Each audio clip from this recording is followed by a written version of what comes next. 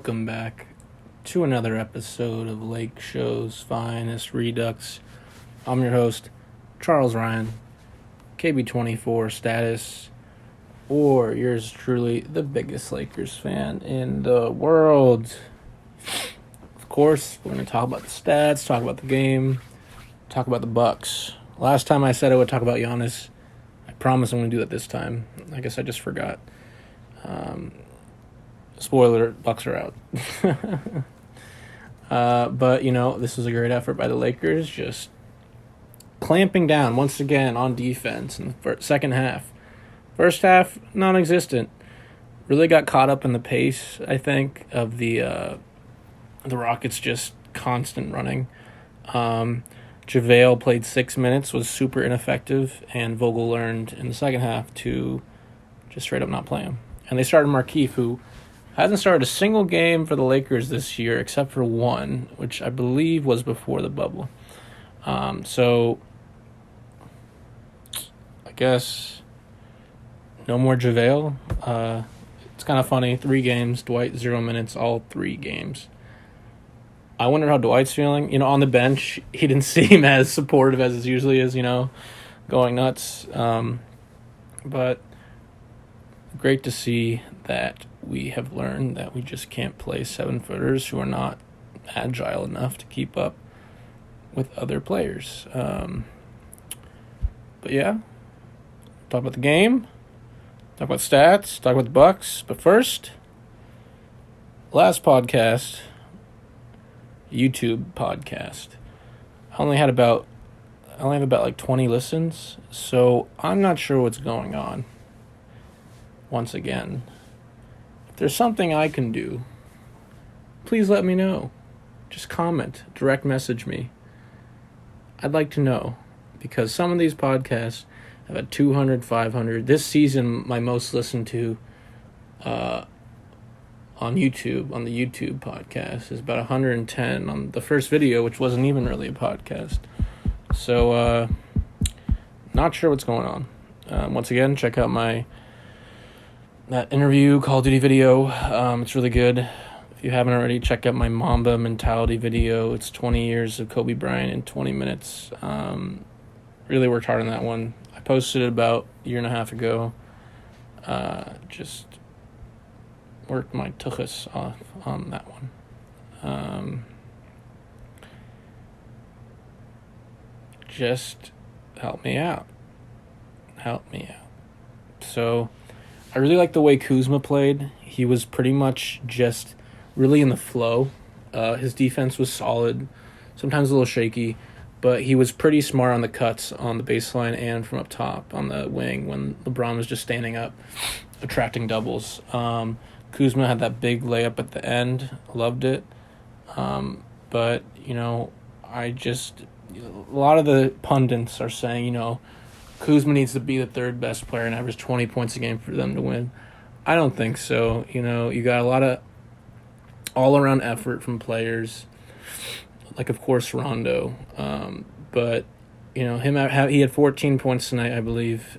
So if he can just get between 10 and 15 points every game, the way he shot was fantastic. I mean, he didn't make a single three. He only shot 2 threes, but he was 7 for 10 from the field. They were really high percentage shots.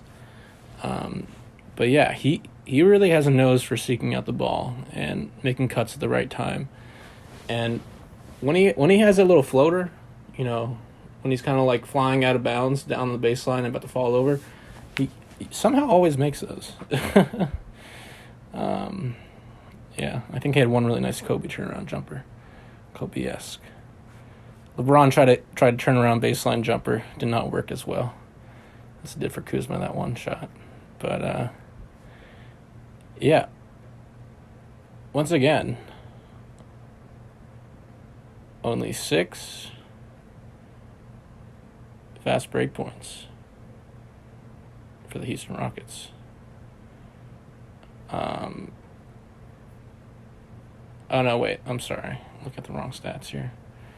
My bad. Wrong one. My bad.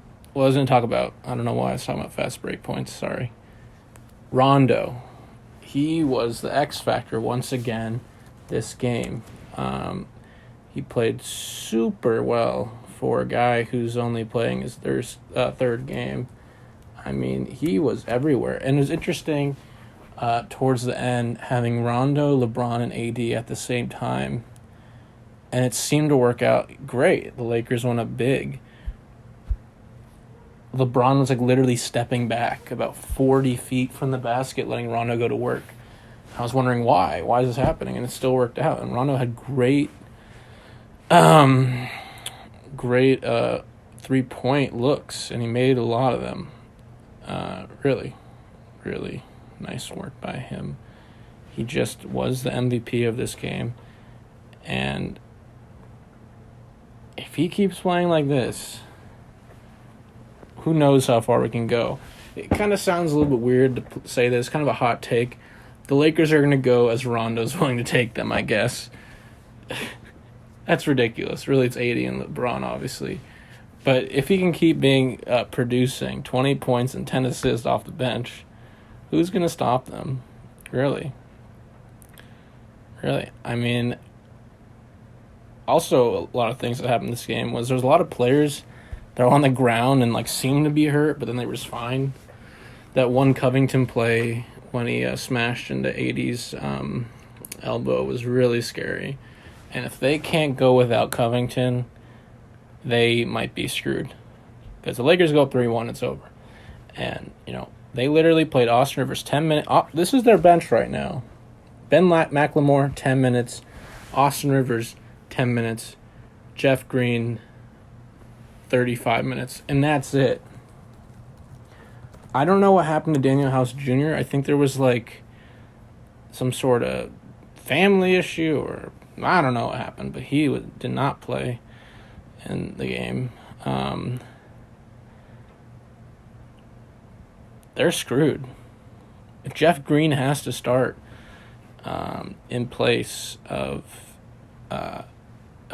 Covington, they have nobody because Austin Rivers was a no-show.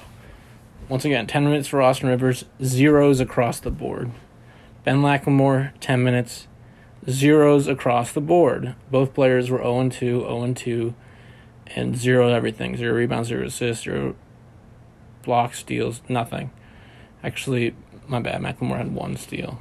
At least Rivers wasn't a minus 18 like last game in his 5 minutes. He was a plus 5. Austin Rivers, only plus player in the game, and he only played him 10 minutes. Kind of funny, Doc Rivers was watching the game, and he just said, I'm out with 4 minutes left. I guess he didn't like the way his son was playing or what. It's kind of interesting for Doc Rivers, right? Because Rondo's his star pupil on one side, and then you got Austin on the other side. So, kind of interesting. Damari Carroll's off the bench. I don't know why he doesn't play. Luke Umba-Amute is a good player. I don't know why he doesn't play. Just strange rotations, and they're going to be screwed if Covington doesn't go. I think he broke his nose, might have got hit in the forehead. I don't know. But let's talk about the stats. 10 fast break points for the Lakers, 8 for the Rockets. That doesn't seem right, but that's what the stat line says. 56 points in the paint for the Lakers, 46 for the Rockets. In the first half, the Rockets had a lot more points in the paint. But, when we have points in the paint, when we're posting up, the game is in our favor. Everything's slowing down. When we're running up and down in the first half, that's not happening.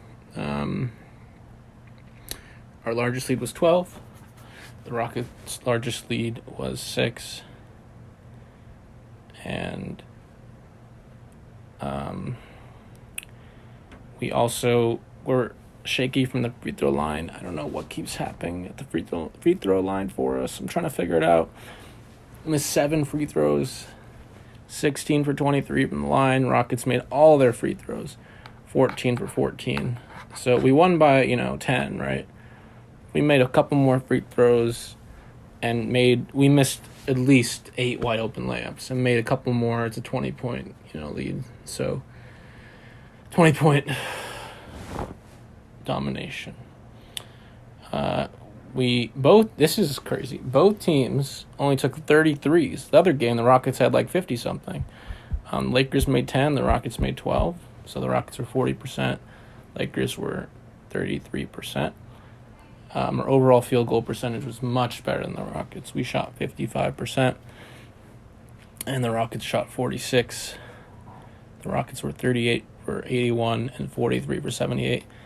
Last game, I'd say 70% of their shots in Game 2 were threes. This game, probably 30% of their shots were threes.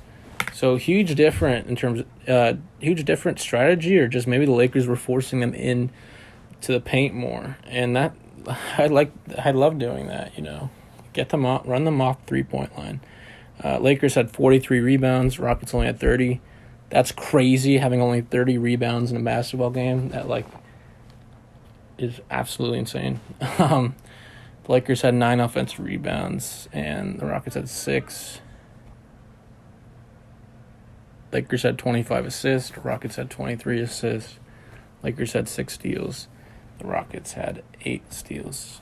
Lakers had 6 blocks, 4 of which were from LeBron, 1 block from Rockets, and 13 turnovers for the Lakers, and 9 for the Rockets. 13 still kind of a lot.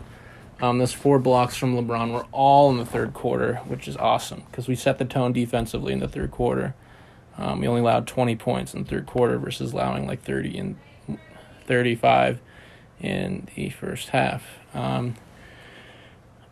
Apparently the Lakers have not led going into the fourth quarter of the series once. I believe we were tied going in the fourth quarter tonight, but that's not good, and yet we've won 2 out of 3, and we really clamped down on James Harden. Rondo was really irritating him, and we were doubling him. He only had 12 points in the second half.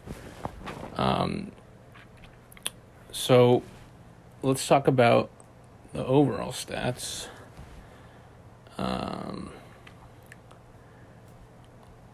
Lakers had there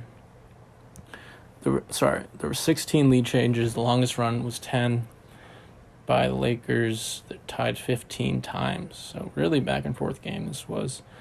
And like I said, the Lakers only allowed 38 points in the second half. That's incredible offense.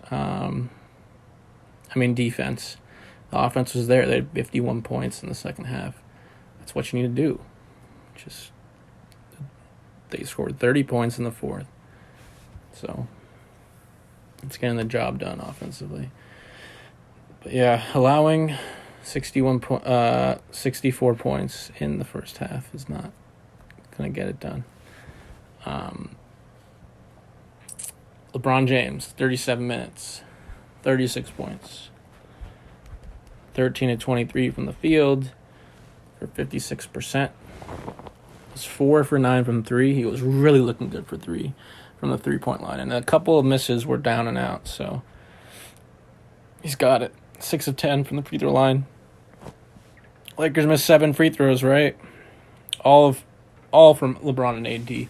Nobody else shot 2 free throws besides Rajon Rondo, who shot them at the end when he was fouled by Russell Westbrook on purpose. So I thought they would do Hack and Rondo. Rondo historically has not been very good from the free throw line, so it's kind of just crazy that all the missed free throws came from our 2 stars.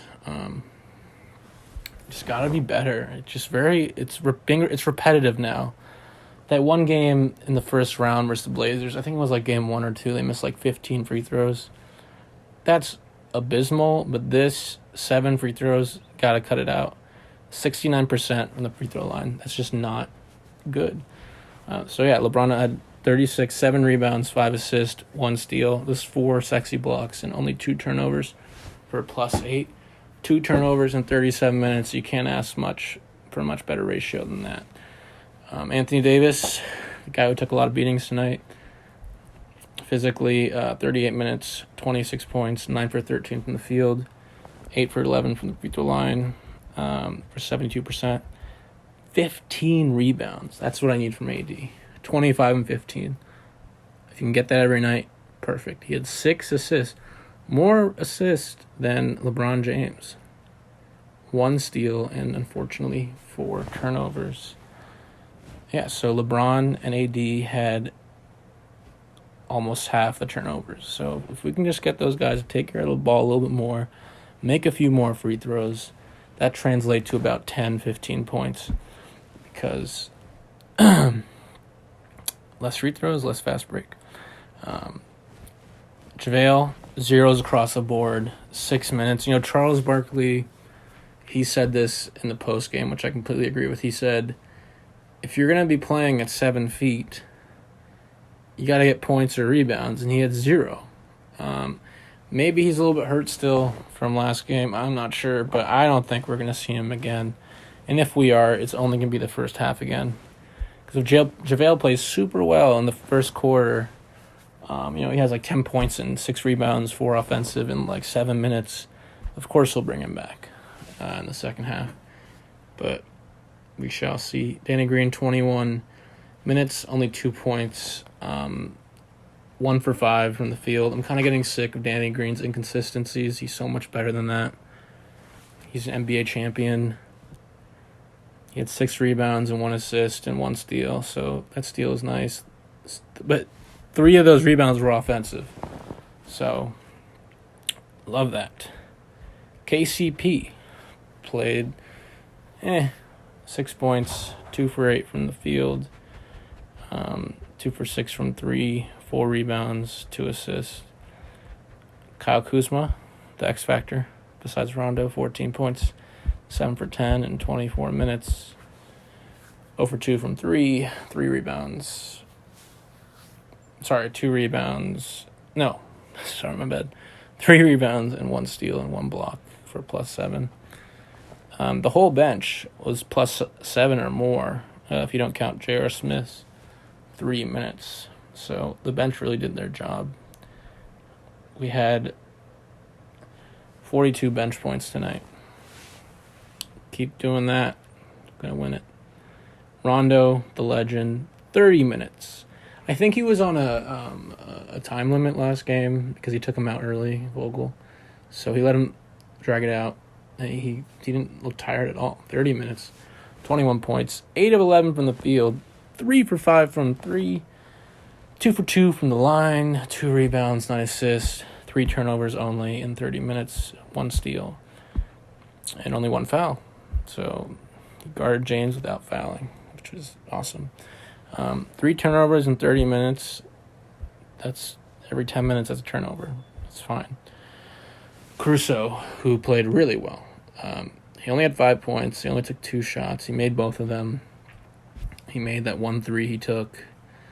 But it's just his defensive presence is just really good, and his call-outs and everything. Just if you're watching the game, when Caruso's in, just watch a few possessions in a row and just watch Caruso defensively. Even if the guy he's guarding doesn't have the ball, just watch him on the weak side or whatever. You'll see how just he's super locked in all the time. He makes call-outs. He's just great. 2 rebounds, 2 turnovers, 1 block for Caruso. Markieff Morris, who had the best plus-minus in the game somehow, at +10, 23 minutes, 2 points, 1 for 6 from the field, 0 for 4 from 3, 4 rebounds, 2 assists, 1 turnover, 1 steal. After scoring 16 points last game, I thought he'd contribute much more, but didn't happen. Did not happen. For the Rockets, Eric Gordon, 10 points, 2 rebounds, 4 assists, 1 turnover. PJ Tucker was non-existent, like he usually is.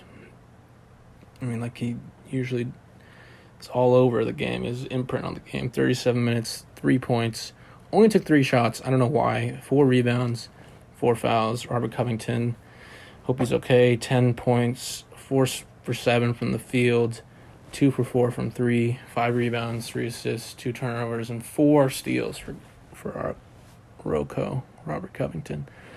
And then James Harden, 38 points, 38 minutes, 33 points, only 12 in the second half, 11 for 23 from the field for 48%, 4 for 9 from 3, 7 for 7 from the line, 9 rebounds, 9 assists, 2 turnovers. That's great. 33, 9 and 9, and only 2 turnovers is incredible. But he needs to do more. If the Rockets are going to win, and especially if Robert Covington does not play in Game 4, Harden needs to have about 40, 45 points. Because Russell's 30 points seemed really like empty points. And he shot well, 13 for 24, 54%. But they didn't seem like, it was just weird. Like, he still felt like he sucked. Because he had the worst plus-minus in the game of anybody. Minus 14. And I think that's just a true stat for him. There were empty points, empty possessions. And defensively, I didn't think he was very good at all defensively. Sometimes he didn't contest layups from LeBron and just stood there. So, yeah, Russell Westbrook, 30 points, 8 rebounds, 6 assists, 3 turnovers, 2 steals, and 1 block. Austin Rivers, like I said, 0 across the board. Ben McLemore, 0 across the board. Jeff Green, 35 minutes, 16 points, 7 for 11 from the field. 2 rebounds, 1 assist, 1 turnover, and 1 steal. So Jeff Green played really well, which is a first in the playoffs. So that's the stats. Real fast on Giannis and the Bucks. I don't know if this is working. They brought in so many guys this offseason. Korver, Robin Lopez. I think Pat Connaughton this first year. Marvin Williams, Wes Matthews. And I watched most of the game, and the Bucks came out great. But they just fell apart at the end.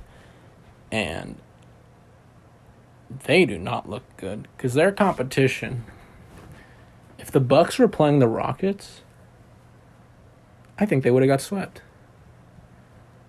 The Heat are a very good team. They might go to the finals. Who knows? But that Eastern Conference is designed to easily get through those terrible teams. And good teams in the really good teams in the East are not necessarily good in the West. So I think the real people were saying this before. The real championship is in the conference finals between the Clippers and the Lakers, if that's what it is. And I think that holds true more than ever. The Celtics or the Heat, they can't handle the Clippers. They can't handle the Lakers. But Giannis said, because his last year of his contract is next year, and he has the option to have an extension this summer. And he said tonight, after they lost the series, that he will not request a trade. And who knows, maybe he won't. But I saw this rumor, and I don't take these seriously at all, but it said Milwaukee may explore trading for Chris Paul. First of all, I don't know how they're going to get that money to fit on there. You have to trade Eric Bledsoe for sure to match the money. But hypothetically, if Chris Paul was on the team, the Thunder would need to take on a lot of picks because the Thunder already have so many picks from that Clippers Paul George take. And they would go full rebuild mode, get Danilo Gallinari's off the books. The only real contract on the books is Steven Adams, I believe. But if they get Chris Paul and they give away the farm and picks and pick swaps and everything, that would be great for Giannis. And it's only 2 more years on Chris Paul's contract, so it's eating up the cap. It's really tough the final year. It's like 40-something million. But Giannis and Chris Paul could teach him so much. That would be absolutely incredible. I would not trade Chris Paul for Chris Middleton. Keep Chris Middleton all day. But if you can get Chris Middleton, Chris Paul, Giannis, and that's it, get rid of Brook Lopez's contract, man, that would be awesome. I'll see you, Bucks. Good thing we don't have to play in the finals. But, yeah, Lakeshow, baby. We got this. All right, I'm Charles Ryan, KB24 status, the biggest Lakers fan in the world. Thanks for listening, and take care. Peace.